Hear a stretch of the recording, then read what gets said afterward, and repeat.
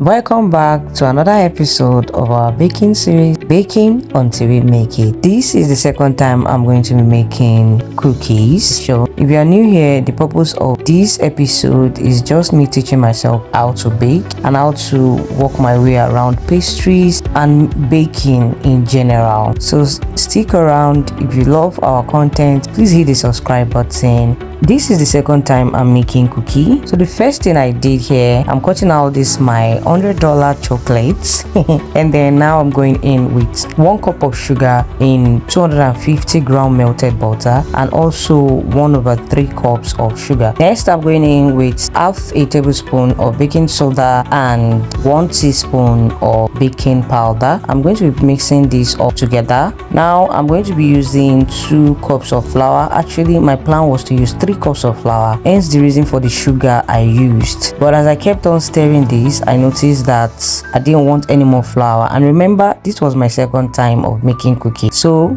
if you know about our episodes, you know that we're still learning in all our baking series, and I'm just trying to make sure that I don't do the same thing I did in a past video. So I went in with this milk flavor and I'm just going to stir that up together. So when I put the second cup of flour, I noticed that I didn't need any extra or my cookie will become very solid, and I didn't want that. So that's why I didn't go in with the second cups, and that's one mistake I'm going to be noting out here. So I then mix that together and I poured in that diced up chocolates that we cut, pour that in and I mixed that together. If you notice, I used cocoa powder, and the reason for that is because I just wanted it to give it that browning effect. That's why I put just a little bit of cocoa powder. The browning effect is just because I didn't put brown sugar, so that's the reason for that.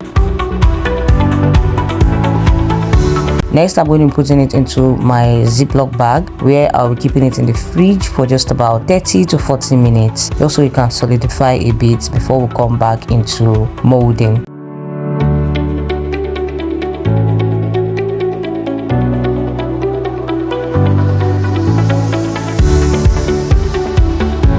So now this is my flour dough after refrigerating it for some minutes. So now I'm going to be taking it out and just rolling it into a ball. As I rolled it into a ball, I set it up into my air fryer and I put it in my air fryer to bake.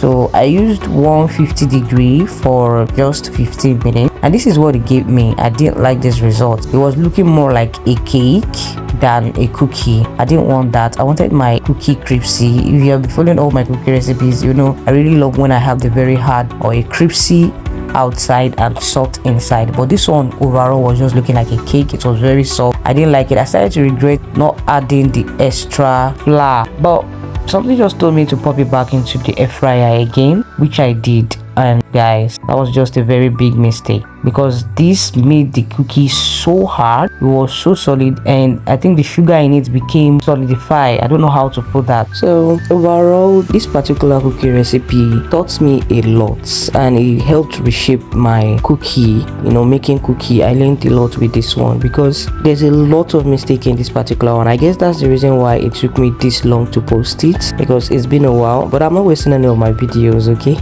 I'm just posting it out there so that you can also see that before I get to a stage whereby I start making very good cookie recipes, I have made a lot of mistakes. So yes, this is one of my mistakes. I would say the biggest mistake in my cookie making.